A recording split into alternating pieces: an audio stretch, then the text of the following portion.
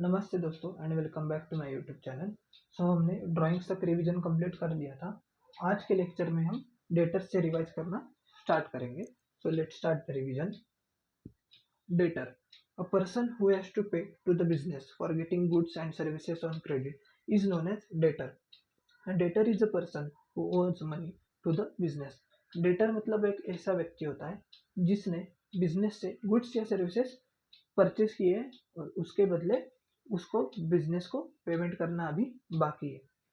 इसका उल्टा creditor, a person to whom business has to pay for getting goods और services on credit is known as creditor. Creditor का मतलब होता है एक ऐसा व्यक्ति जिस व्यक्ति से बिजनेस ने गुड्स या सर्विसेज परचेस किए और उसके बदले बिजनेस को उस व्यक्ति को पेमेंट करना अभी बाकी है। Bad debts, an irrevocable amount from a debtor is known as bad debts. It is a revenue loss to the business. Bad debts का मतलब होता है, हमने ऊपर एग्जांपल देखा कि डेटर्स का मतलब क्या होता है। अगर उस डेटर ने बिजनेस को पैसा नहीं दिया तो उस इर्रिवोकेबल अमाउंट को हम बोलेंगे bad debts. For example mister A ने मिस्टर बी से 10,000 रुपीज के गुड्स परचेस किए और उसके बदले मिस्टर ए को 10,000 रुपीज मिस्टर बी को देना अभी बाकी है। अगर मिस्टर ए ने 10,000 के बदले 5,000 रुपीज मिस्टर बी को दिए और 5,000 रुपीज उसने पेमेंट नहीं किया तो उस इर्रिवोकेबल अमाउंट को हम बोलेंगे बैड डेट्स। नेक्स्ट जो टॉपिक है आज का हमारा एक्सपेंडिचर है, types of expenditure. An amount spent by the business for any consideration received by business is called expenditure. Expenditure का मतलब होता है अमाउंट जो बिजनेस ने खर्चा किया है for the benefit received by the business. Business को कोई भी बेनिफिट मिला है तो उसको बोलते हैं हम expenditure. There are mainly three types of expenditure: capital expenditure, revenue expenditure and deferred revenue expenditure. Capital expenditure means expenditure incurred to acquire fixed assets or to increase value of fixed assets. जो expenditure हमने किया है fix assets को acquire करने के लिए उसको हम बोलेंगे कैपिटल एक्सपेंडिचर। ये कैपिटल एक्सपेंडिचर का हमारे बिजनेस को लॉन्ग टर्म बेनिफिट होता है। Next point, revenue expenditure. Revenue expenditure is an expenditure from which no future benefit is expected but having immediate or short term benefit may be less than 1 year. Revenue expenditure मतलब ऐसा expenditure जिसका हमें कोई future benefit नहीं होता है but immediate या हमें शॉर्ट टर्म बेनिफिट होता है, जनरली 1 साल के लिए। एग्जाम्पल लिए हमें rent paid, salary paid, wages paid etcetera. Deferred revenue expenditure, an expenditure which is basically revenue in nature but benefit of which is not exhausted within 1 year is called as a deferred revenue expenditure. ऐसा expenditure तो basically revenue nature का है but जिसका effect 1 साल के अंदर exhaust नहीं होता है, मतलब मोर देन 1 अकाउंटिंग टर्म इसका यूज होता है तो उसको हम बोलते हैं deferred revenue expenditure. For example advertisement, such expenditure is right of over number of years. इस एक्सपेंडिचर को हम राइट ऑफ करते हैं नंबर ऑफ ईयर्स में, मतलब 2 साल, 4 साल, 5 साल में हम इसका इफेक्ट कैंसिल कर देते हैं। Next point, cash discount and trade discount. Discount is a concession और allowance given by the seller to purchaser. आपको पता है डिस्काउंट का मतलब क्या होता है? अगर मैं दुकान में गया एक और मैं एक बुक परचेस की जिसकी वैल्यू थी 20 रुपये, उस दुकानदार ने मुझे 20 रुपये की बुक 18 रुपये में दे दी तो ये 2 रुपये जो है ये मेरे लिए डिस्काउंट हो गया। उसके 2 टाइप से, trade discount, cash discount. Trade discount मतलब it is an allowance given on catalogue price और लिस्ट प्राइस ऑफ गुड्स। अभी मैंने एग्जांपल दिया था कि बुक की वैल्यू थी 20 रुपये। बुक की वैल्यू मतलब वो कैटलॉग प्राइस थी। कैटलॉग प्राइस या लिस्ट प्राइस जो होती है गुड्स की उस पर जो डिस्काउंट मिलता है उसको हम बोलते हैं ट्रेड डिस्काउंट। ट्रेड डिस्काउंट हम बुक्स ऑफ अकाउंट्स में रिकॉर्ड नहीं करते। एग्जाम्पल दिया है उन्होंने, if goods of ₹1000 are sold at 5% trade discount the value of goods that will be recorded will be 950 rupees both by the purchaser and the seller and not 1000 rupees. Hence trade discount does not appear in the books of accounts separately. 1000 rupees MRP के goods हमने 5% trade discount से sold कर दिए तो buyer and seller ये दोनों भी अपने बुक्स ऑफ अकाउंट्स में 950 रुपीज़ रिकॉर्ड करेंगे, ना कि 1000 rupees. Cash discount, it is the discount deducted from the final amount due at the time of receipt. It is the concession given for encouraging prompt payment. For example, मैंने 1000 rupees की books purchase की, उस दुकानदार ने मुझे 5% discount दिया, trade discount. तो 1000 का 5% होता है 50 रुपीज़, ये मेरा हो गया ट्रेड डिस्काउंट। तो 1000 minus 50 is equal to 950 rupees. अभी उस 950 रुपीज़ पे दुकानदार ने मुझे और 10% डिस्काउंट दे दिया। तो जो डिस्काउंट फाइनल पेमेंट के टाइम मिलता है उसको हम बोलते हैं cash discount. It is concession given for encouraging prompt payment. हमारा कस्टमर जल्दी से जल्दी पेमेंट किए, इसलिए जो डिस्काउंट बिजनेसमैन देता है उसको हम बोलते हैं कैश डिस्काउंट। ये हम बुक्स ऑफ अकाउंट्स में रिकॉर्ड करते हैं। नेक्स्ट जो हमारी कंसेप्ट है आज की, solvent and insolvent. Solvent, if person's assets are more than his liabilities or equal to his liabilities, he is called a solvent person. solvent person मतलब person है, उसके असेट्स उसके लाइबिलिटी के से ज्यादा है, तो उसको हम बोलेंगे solvent person. insolvent person, a person whose liabilities are more than his assets is an insolvent person. ऐसा पर्सन जिसके पास लाइबिलिटी ज्यादा है और असेट्स कम है, तो उसको हम बोलेंगे insolvent persons. Next point, accounting year. It is period of 12 months for which accounts are maintained and closed by the proprietor. Accounting year होता है ये 12 months का पीरियड होता है जिस मंथ्स के लिए हम अकाउंट्स मेंटेन करते हैं एंड क्लोज करते हैं। Accounting year starts on 1 April and ends on 31 March.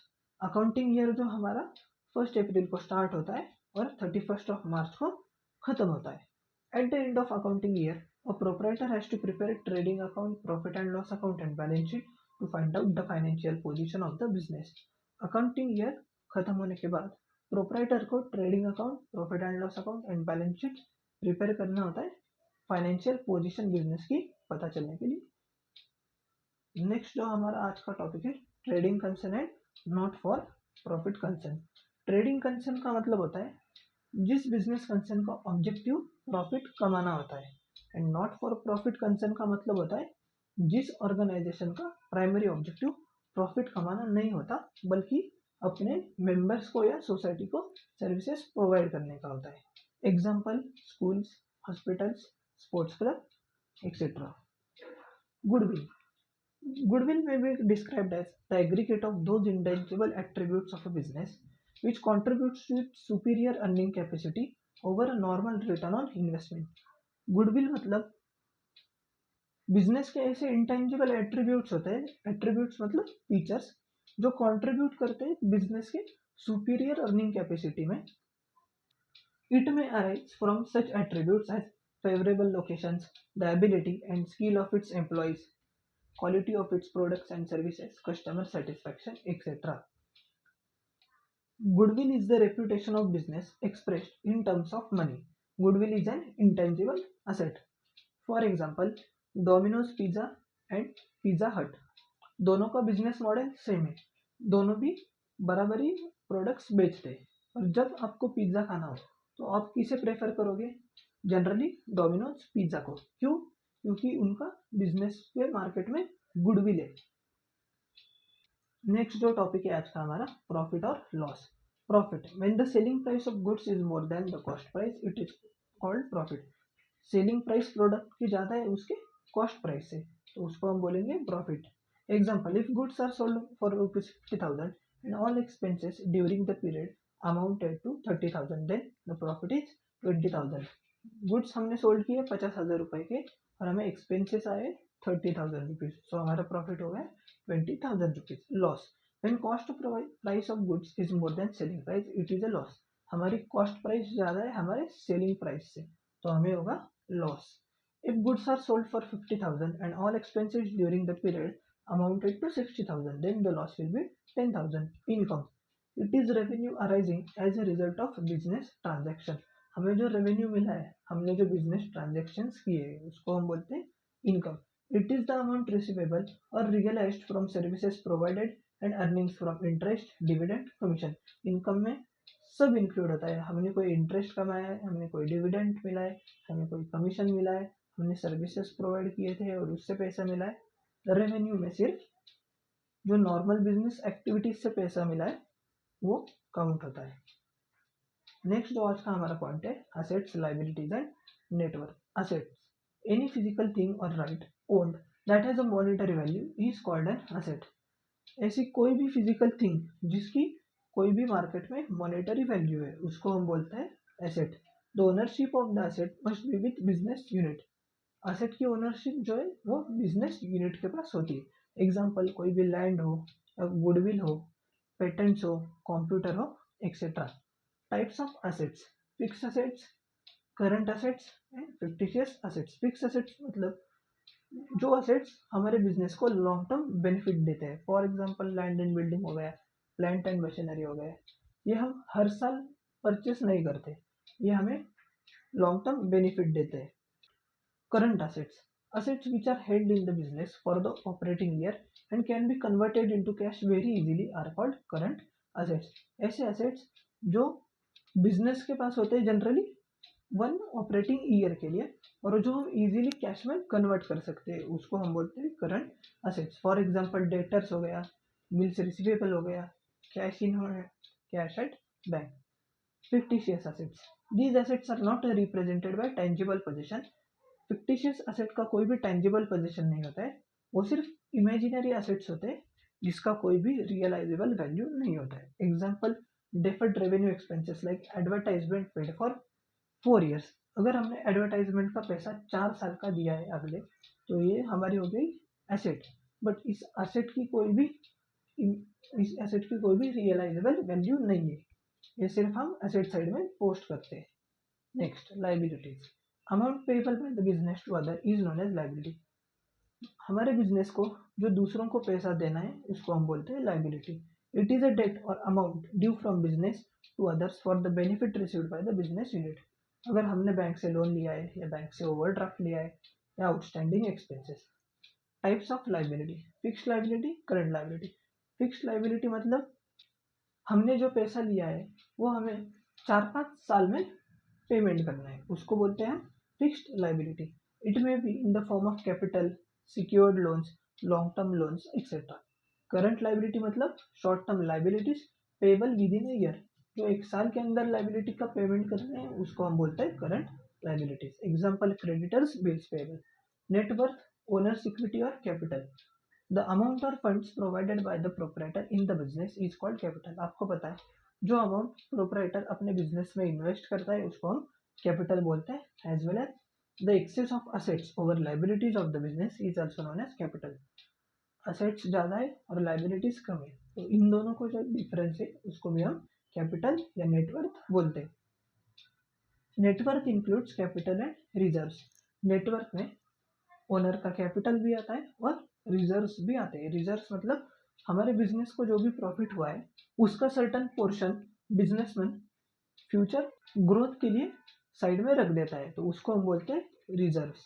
Capital can be in the form of cash और इन काइंड। कैपिटल कैश के फॉर्म में भी आ सकता है और काइंड में भी, मतलब असेट के फॉर्म में। तो आज के लिए बस इतना ही। हमने चैप्टर नंबर 1 का रिवीजन कंप्लीट कर लिया। कल से हम चैप्टर नंबर 2 का रिवीजन स्टार्ट करेंगे। अगर ये आपको लेक्चर पसंद आया होगा तो लाइक कीजिए, चैनल को सब्सक्राइब कीजिए और अपने दोस्तों के साथ भी जरूर शेयर कीजिएगा। Tata, bye bye.